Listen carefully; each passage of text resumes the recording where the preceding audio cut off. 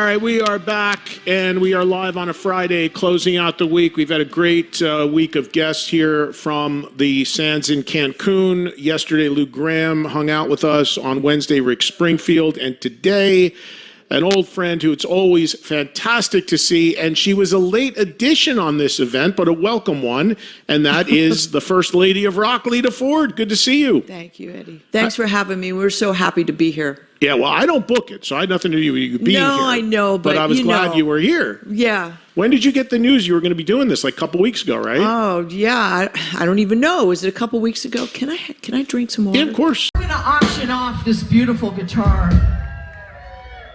Can you guys hear me okay? Oh, I'm on a cable. Oh, shit. So, in loving memory of Mr. Ronnie James Dio, this guitar was created by Jim Cara, and it's my great honor to be playing it tonight. It lights up, you pull the plug, and yeah, I know you can't see it in the sun, but stand up and shout. Foundation. So it'll be up for auction today after the show. It was probably about a couple weeks ago, and it just came in, and boom, boom, and we were all just like, yeah, Mexico, Cancun. Hey, you're saying you love Mexico, right? Oh, yeah. Yeah, well, you lived on an island for many years. You lived in an environment like this, tropical, right? Mm-hmm. I did. I lived in the Turks and Caicos Islands. Yeah. But it's kind of across the pond. Right. So, I mean, the Gulf is here, right? I'm drawing a picture on this glass table. Right. And then Cancun is here, and then the Turks and Caicos are over here. So this is the Gulf of Mexico, right, in the middle. So we were just on the other side of the Gulf. Right, right. So you were, it worked out for you. Ace Frehley was originally supposed to be on this, and that's what happened. He can't get a passport, so he has issues with his passport. So when I heard he wasn't going to be able to do it, I knew he probably wasn't going to be able to do it. I was talking to the promoter Steve, and I said, "What are you going to do?" And he goes, "I got to find another band." And it's hard to find people who are available last minute, obviously, but thankfully it worked out for you. I was glad that it worked out and that you got on this. So. It was just, I don't know, we were so happy. We had the downtime, and we thought, yeah, let's go kick ass. Yeah, well, you always do. You always do. Have you been out a lot? Have you been touring a lot this year? Oh, yeah, we've been touring all year. Yeah. Yeah, but we just played the Whiskey in Hollywood, which was insane. And then we just played the Golden Nugget in Las Vegas, Nevada, and they were back-to-back, like same day as Travel. And so, you know, God. 1977, 76. Wow. So it was the Runaways. Something like that. Yeah. Oh, yeah. It was the Runaways. Yeah. I mean, back then, I mean, the Whiskey is still obviously an iconic venue, but back then it was really like you had arrived when you played the Whiskey, right? Yeah. I mean, my name is on those walls multiple times. Yeah. You know, I mean, the Runaways, it was one of the first places, Gazzari's, the Whiskey, and I'm so happy it's still there. I'm so grateful it's still there. Yeah, I am too. You know, Motley Crue just did that thing where they played. Oh. And I went to the Roxy, and I said that because they're celebrating the 1981 and their history and whatever. And I said, you know, it's really, not only is it cool that they're doing that, but it's cool that those venues are still there. Yeah. Because how often do you hear about all these iconic venues closing down? And many of them in LA still are. Yeah, yeah. The Starwood is not, though. I never went there. Did you play the Starwood? Oh, yeah. Let me think. The Starwood. Yeah, I mean, we played all those places. I'm sorry, I'm having problems with this thing. It's in my face. Yeah, just don't touch it. Yeah, it's fine. Okay. Yeah. So, I mean, I have a lot of stories from a lot of those places. Yeah. And seeing Wasp and watching Blackie and the Troubadour. I think it was the first place I met Nicky, and I asked him if he wanted a Quaalude. I don't even think he knew what a Quaalude was back then. But those places, you know, I watching Blackie on stage, and I was thinking, look at that crotch piece. He had the most craziest crotch piece. Nikki or Blackie? Because Blackie did too. Right. And played BC Rich guitars, Right. and so did Nikki, and so did I. I mean, it was all, family stuff back then. Troubadour, the Starwood, Gazzarri's. And Jimmy Page, Robert Plant came to see us as the Runaways. Really? At Gazzarri's. Yeah. It was, they were awesome. I was just like, oh my God, is that really Jimmy Page, Robert Plant? And we went upstairs and we all, cuddled around them, and cameras took a couple pictures, and that was it. My gosh, to have been in your teens, and there you are playing in LA, and you're on that. Yeah. I would have been nervous just getting on stage, knowing they were there. I mean, you had to be like, hyper focused on the fact they were there. No. Yeah. No. I don't know. I was just happy they were there, and Kim Fowley really got us at the right place at the right time. He passed away a long time ago. But that whole scene was just insane. And I don't know, where do we go today for stuff like that besides the whiskey and the Roxy? Yeah, no, Mexico. It's good. Right. Here we are. It's good that is still that those clubs are still thriving. It's still happening. Speaking of the Runaways, as you know, Cherie Curry is here. Yeah, I haven't seen her. I tried reaching out. Yeah, she was literally here in this building we're in an hour or so ago over there, but I didn't see her either. But she was doing a meet and greet. But so it turned out that she had been booked on this, and I know she played out at the pool yesterday. And then she's apparently still here walking around or whatever. But do you have any connection with any of your former bandmates in that band? Are you in touch with them? Well, we tried to reach out to Cherie at the Whiskey, and we didn't get through. I don't know who spoke to who. Adam Parsons called and tried to reach out, but I don't know who he spoke to. And we just wanted to let her know, that I love Cherie, I love her, and to knock 'em dead. Yeah. And she played there like the night before you or something, right? Yeah. Wow, yeah. That's crazy. Yeah, so we were there on the 1st. She was there on the 2nd. Yeah. And you did a Christmas song with her. When was that? About 10 years ago, right? Oh, yeah. Yeah, something like that. That was great. Here we are in November. You didn't like it? It was great, yeah. Okay. It was cool. I thought it was cool. I thought it was nice that you did. I'm not a big fan of Christmas, but the song rocked. Yeah, that's what I mean. It was rocked this Christmas down. Right. I still have it in my iTunes. I listen to it every holiday. Cool. So what's going on with you with the music? It's been a long time since you made a record. Where's things at? Because I knew you were working with Gary Hoey, right? Yes. And Gary is touring with Lou Graham. Oh, okay. Lou was here yesterday. But he's just plugging in with Brett, so Lou doesn't have his band with him. Oh, it's okay. And Brett's got a great band too. But so music, we are. Adam is our manager now, and he has booked us on our first UK show back over in Europe and the UK with Wasp on the bill. Speak of the Devil. Okay. And of course, it's Blackie. Right. And I don't know if he still has the same crotch piece. I'll have to check him out and see. So we're back in the UK, and, it's the new year. And then we're also doing a tour in Germany called Rock Meets Classic. And it is basically an orchestra backed by a rock band. And they do it, once a year, of course, in Germany, and I'm really honored to be on that tour. Does Dee do that too? I thought Dee was involved in that, Snyder. Dee's involved in everything. Yeah, that's true. But I thought I saw him posting about it or something, which is how I knew about it. Glenn Hughes. Oh, wow. Is on it. Wow. Glenn can still sing. It's crazy, isn't it? I know. It's freakish. Yeah, he's just amazing. So do you have new material done? Are you still writing? Are you recording? What's the status of it? We do, but so we're hoping that the shows in Europe will open a new door for me and able to get this music out.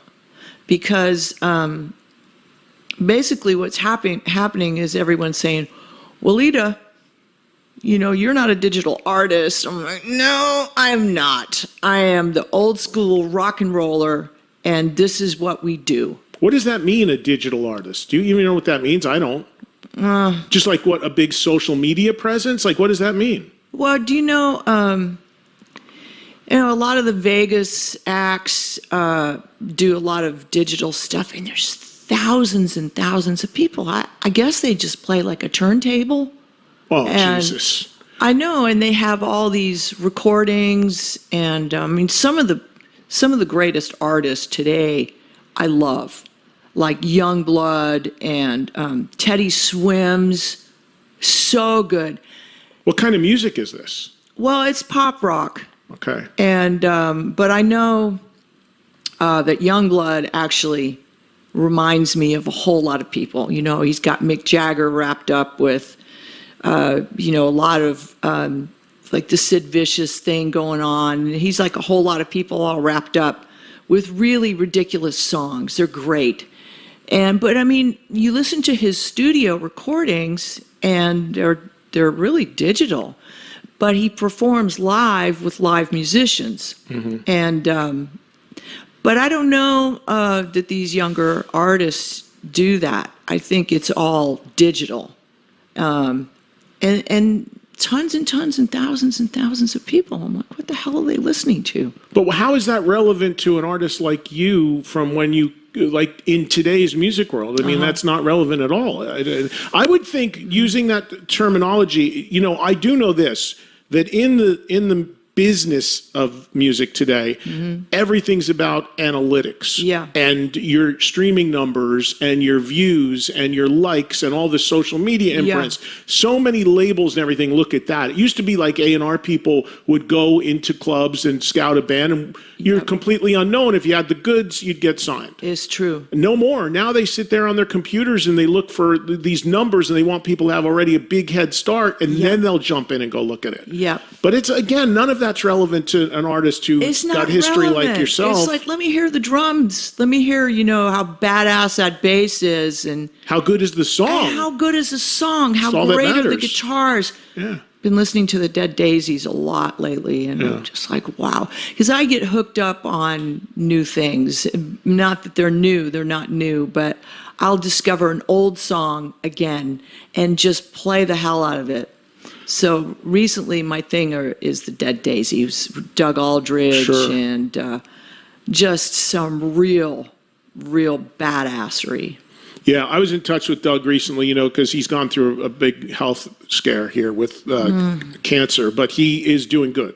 I've texted with him maybe a week ago, and he's doing good. He's gone through his treatments, and now he's just waiting. So fingers crossed he should be okay. He usually bowls with me on the DO Cancer Fund bowling, which is this Thursday coming up in Studio City. I think you've done it before. I hate that we're going to miss it this year. You're on the road, I think, or something, right? We're in Cincinnati. Yeah. But I'll be there, and I was hoping Doug, but I don't think he's going to be in shape to do that just yet. But I'm glad that most importantly, his health is good. So you're that's good news. Yeah, you had started working on this music with Gary Hoey, right? Mm-hmm. Yeah. A while ago. Yeah. And the status of it, did you record it? Is it all written? Is the record done, and you're just kind of waiting on it? Like, what is your timetable for maybe even putting out a single? Do you have a plan for that, or you're just kind of... We do. We actually just have to master it, which takes a day, and that's it. I mean, it's pretty much done. But, I've been working on this record. I'm sorry, this thing's driving me nuts. I've been working on this record with Hoey for a long time now, and I feel like a lot of the songs were in such a personal place, and I would never want to go back and record those again. So what you're going to hear from this record is the real deal. It came from the heart. It came from the soul. I feel like I had to live it before we could write it. And Hoey is the greatest. He just captures stuff. You're like, oh, and you start a sentence, and he finishes it. Yeah. And we work very well together. Yeah, he's a very talented player. Yeah. You played with him I think, at my party in December in Vegas, right? Oh, yeah. Yeah. I think Gary was there. I think Gary, you were nice enough, like all the artists, to come and play a couple songs, which I appreciate. By the way, we just had that concert mixed and edited. I'm going to be sending you a clip of your performance to look at to see if you're okay with it, because it's phenomenal. I bet. That was a night that was totally surreal for me, to have all those people there, and it was, celebrating my 40 years. Was there. It was crazy. Crazy. And I'm so grateful that you came and did a couple songs that meant so much to me. But when you see this finished product, what we shot and recorded, it's mind blowing. Wow. Like, everyone who watches is just like blown away. I bet. So I'll be sending you some clips soon to check out, because we just got it mixed. You had the best of the best lights, the best sound, all the greatest musicians, the greatest guitar techs, the greatest drum techs. I was like, holy shit. I mean, everybody's here. Everybody's here. Even Alice came. Alice Cooper at the last minute. Yeah. People were walking by me, and I didn't even know who they were. Hi, Lita. Hi, Lita. Yeah. And Alice, Sebastian was great. Yeah. I mean, it was really a magical night. It really was, and it just meant so much to me. People like you and everybody that showed up was, again, I tell people this all the time. I didn't go out and book people. I didn't make deals with people. Nobody got paid. I gave the money to charity. They came because they wanted to come there and play a song. Yeah. And the fact that you came and did it, it meant so much. So thank you again. It was awesome. It was the greatest, and I was so happy to be a part of it. Yeah, it was really great. It really was a special night. So, a couple people, quick phone calls for you, and I know you got a sound check, so I don't want to hold you too long.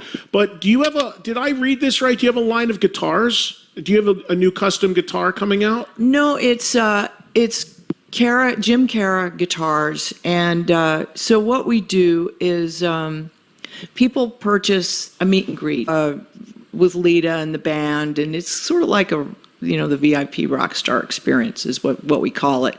And Jim Cara tricks the guitars out, so they're really gorgeous collector's items. Not so much for guitar players, but more for the collector. Okay. But they're playable guitars. I play them on stage. Oh, okay. Yeah. Okay, cool. So that's part of your VIP thing. Yeah. And people can find out everything. Lita, Lita has some dates that are left for this year, a few more dates. You can find everything at, I think, is it LitaFordOnline.com? LitaFordOnline.com, official. There's a whole bunch of fake Litas out there. Oh, okay. So just make sure you go to the official one. Yeah, it's just, I'm looking at it right now, LitaFordOnline.com. So that's where you can find all the dates and information about the VIPs and everything. All right, one or two calls from the audience, but there's one thing I need to ask you that I've been asking a lot of artists lately, including Rick Springfield, who was here the other day. I'm always curious about this. So every artist has the big song, right? The song they're best known for. In your case, it's clearly Kiss Me Deadly, right? Oh, yeah, Kiss Me Deadly and Close My Eyes was top 10 in America. It was actually Ozzy's first top 10 hit single because Black Sabbath were so black than dark that radio didn't want to promote them, as top 10, top 40. And so I love Ozzy, I love Sharon, and it was a real honor to do that song. So we'll play it tonight, and Kiss Me Deadly and Cherry Bomb. Right. From the Runaways. Right, of course. Those are, Yeah, but the question is, well, now that you brought up Close My Eyes, real quick on that.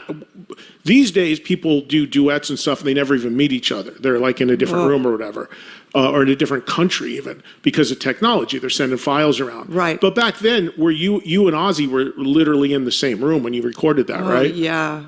Did you actually, like the way that it is in the video where you're actually singing the parts, did you actually do it like that, or did you each take your spots? We did. As a matter of fact, Ozzy came to the studio, and they had, Mike Chapman had a big plexiglass sheet in front of us. So Ozzy, and he could separate the vocal tracks. Right. Studio was Mike Chapman, of course. Yeah, of course, legendary produced everybody's producer. favorite songs. Yeah, and was Ozzy the guy to do the other vocal on that? Because at the time, was not Sharon Osbourne was managing you too, right? Is that how that happened? Yeah. So did she suggest using Ozzy, or how did it happen? You know, they showed up at the studio because Sharon was my manager at the time. They showed up at the studio in North Hollywood, and Sharon got bored hanging out in the studio, and she left Ozzy there. And so Ozzy and I went into this little side room, started messing around with Close My Eyes Forever. And Ozzy was great. He had some really amazing ideas and vocals and phenomenal talent. And we came out of there and we had the song written, and it was Daylight. And, you know, I thought, we were really in that closet for the whole night writing this song. I mean, worth it. And it all happened because she basically dropped him there? She dropped him there. And he said to me, can you give me a ride home? And I said, hell no, I can't drive. I can't, no. So I believe he took a taxi. Okay, yes, long before the days of Uber, that's for sure. Yes. But on Kiss Me Deadly, which Close My Eyes is right there as well, but on Kiss Me Deadly, I still think most people look at that as the Lita Ford song, right? Did you know when you recorded that and when that song came to you, did you know that that was going to be the song it's become? Mike Chapman knew. Yeah. But the thing with Kiss Me Deadly is if you heard the original version, you wouldn't recognize it because it was in a different key. The tempo was slowed down, and we picked up the tempo and raised the vocal and gave it a riff, and it just really came to life with Mike Chapman. Really, he just... So who did the original demo? Did you do it? Mick Smiley. Oh, okay. Yeah. I don't know who that is. Is that a writer or? He's a writer. Okay, so that's how it came to you. Yes. In that form, and then you guys worked on it from Mike there. brought it to the table. Yeah. And we all said, okay, you know, Mike, you know what you're doing, so let's give it a shot. Yeah. Yeah. I love hearing those stories and that kind of stuff. It's always so interesting. Real quick, couple quick calls, and I'll let you get out of here. Okay. Here's Jesse in Wyoming. Jesse, go ahead. You're on with Lita Ford. Hey, can you hear me? Yeah, Hi, Jesse, go ahead. Hey, big We fan got of ya. yours, Eddie. Thanks for taking the call. Big fan of you, Lita. Yeah, it's funny that you guys were just talking about Ozzy. That was going to be my question, was along those lines. What kind of work have you done with Ozzy other than that song? You know, before or after that? Anything else with Ozzy? And how was it working with him? No, Sharon hates me. We're in a really big, we're in a group of a lot of people, you and I, Lita, in that category. But I know. Yeah. Sorry. yeah, we're in good company. We have a lot of company in that Sorry, department. Jesse. So yeah, so Jesse, there's Yeah. been nothing else with Ozzy, just that one thing. Did you ever do it live with him? It never was done live. Wow. Jesse, did you have something else? Hey, Eddie, have you ever heard of the band Lacuna Coil? They work with Megadeth. Yes, Never I'm heard you familiar with them. Christina Scabia, yes, of course I do. But we're not doing open phones right now. We'll do that in a minute. Thank you. One more for Lita. Here's Carlos in Jacksonville. Go ahead, Carlos. Oh man, you're Out for Blood, which I think is your best album anyway. But I wanted to ask you, you've probably been asked this a million times, if there's any way you and Sherry and Curry and Joan Jett would be on stage together. That would be nice. But it doesn't look agree like to it's it. going to happen. Well, Lita has told the story before about Joan and the one time you were supposed to have. You've told that story on the show before, that you met with her, and then she ended up bringing her manager, and it just got weird. Yeah, let's put that on the list. Yeah, that it wasn't working. So No. I always like to say, you know, Joan likes a different kind of music than I do. So musically, we don't really see eye to eye. have you given up on any hope that there could be a Runaways reunion? No, You have not. no, I have not. I mean, I think where it could happen and should happen is that you should absolutely be in the Rock and Roll Hall of Fame. The Runaways should be in the Rock and Roll Hall of Fame. I mean, how unbelievably important of a band at the time, all women. I mean, how could it not be? Yeah. So if that does happen, that would be the catalyst to potentially facilitate, even for the night, a reunion, right? Yeah, it would be awesome. Yeah. Yeah. But I mean, not been on a ballot yet, but I don't rule that out. I think there's a chance that that could happen. I really do. And it should. It's deserved. I will speak on this topic. I got one last call for Lita. This is Roz in New York. Roz is a regular listener and a huge fan of women-fronted rock music. Go ahead, Roz. Hey, Miss Lita, how are you? You're the Hi, best. Roz. How you doing? Oh man, I'm good. I'm good. I'm so happy to be here doing these shows cool. in Mexico. I wish you were here. Oh, me too, man. Are you kidding? I could play drums with you. It'd be great. If you need a drummer. Oh, you sound like a drummer. Yeah, thanks. Awesome. So cool. Oh, yeah, that'd be great. So whenever you need one, let me know. But yeah, I just wanted to know because I know you have a lot of songs, and it's probably like too soon to ask. But would you ever put out a box set of all your stuff, and like you have extra tracks and stuff? Oh. Is there a lot of catalog that you never put out? Are there a lot of demos? Do you have a lot of stuff? Yeah, you forget a lot of stuff as you go, and it's kind of strange. But the driver that picked us up at the airport yesterday, he's just a little driver, and very quiet, but he played all these Lita songs. Really? And I was rocking out in the back seat, and all these emotions came back, and remembering people who have passed away over the years. And I just thought, wow, this is great. How cool would it be to put all this out together? I mean, I didn't even ask him. He must have put together a playlist or something because it was phenomenal. But, probably stuff you forgot about yourself that you did, right? Yeah. And, sometimes when you record stuff, you have a moment where you kind of cringe over something. Something happens in that moment where you just think, oh, I don't want to do that again, or I don't want to hear that, because it brings back certain negative feelings. So you take that song and you bury it. But I didn't have any of those feelings listening back to the back catalog. I just thought, wow, everything is great on these tracks. I don't know. Let's leave it like that, you know, and let's just listen to the future and hold on to the good feelings from the past. You know what I'm saying? Yeah. Are you are you good on your archives? Did you save stuff from over the decades in your career? Or are you kind of like you're not that person and it's just you don't carry a lot? I don't save anything. I mean, if I was one that collected autographs, I would probably have books and books of autographs.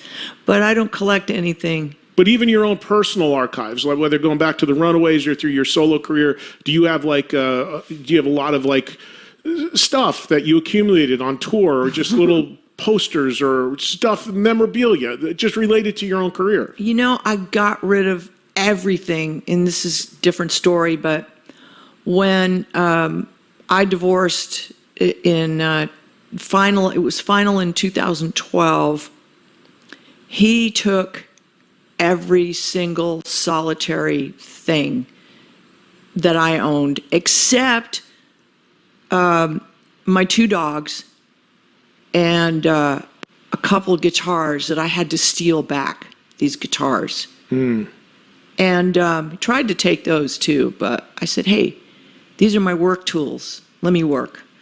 So I picked up those guitars again, and the first tour I did was Def Leppard. Def Leppard Poison in 2012. That tour saved my life. And came off that tour and realized that all I had was a suitcase and my 2 dogs, and sat on that curb in the parking lot of a hotel. I'm going to start crying here. In Los Angeles. Everybody went home, and I sat on that curb and just thought, I don't have a home. This is in 2012? Yes. So every single solitary thing, I'm going to lose my shit here. Every single solitary thing that I have now is since 2012. I collect everything. Right. Little drawings and photographs of fans, and I have it all over my house. And some people will come over and they'll say, "Oh, who is this guy?" And I don't know, just a fan. Right. But his picture's hanging in my house. Right. You know, so I collect everything. Of course, my dog's passed away since then. I still have my guitars, but everything else. So you got a 12-year archive if you started in 2012. Yeah. It makes it a little easier if you got to move. You don't have as much to move. It doesn't go back to 74. But that it's a little feeling easier. is sitting on that curve, you know, Yeah. it was just like, I looked at my dogs. We checked into a hotel and got pizza, me and my dogs. Wow. It was the best pizza ever. Well, listen, they're giving me the sign. You got to get to sound check and get ready to see your people pacing, so I don't want to keep you too long. Okay. Thank you for coming by. It's always fantastic to see you. Everybody go to Lita's website, look for the remaining dates this year and stuff coming next year, and we look forward to the new record. Can't wait. As soon as there's some new music, Thank we'll you be for having talking me. about it, playing it, and all of that. Have a great show tonight. I'll see you up there. Thank you. And Lita Ford, everybody.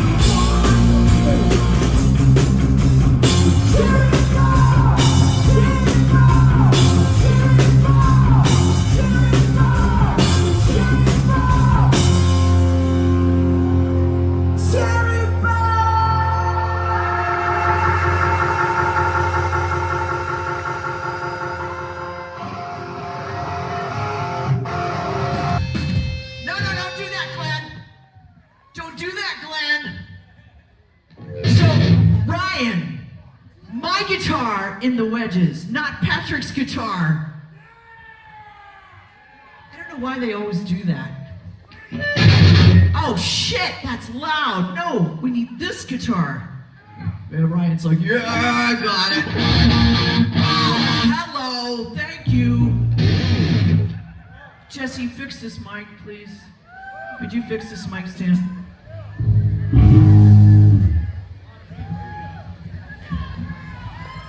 Thank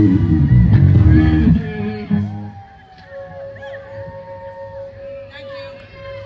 Thank you so much. All right, Patrick Jennison on the guitar. Yeah, man. Martin Anderson on the bass.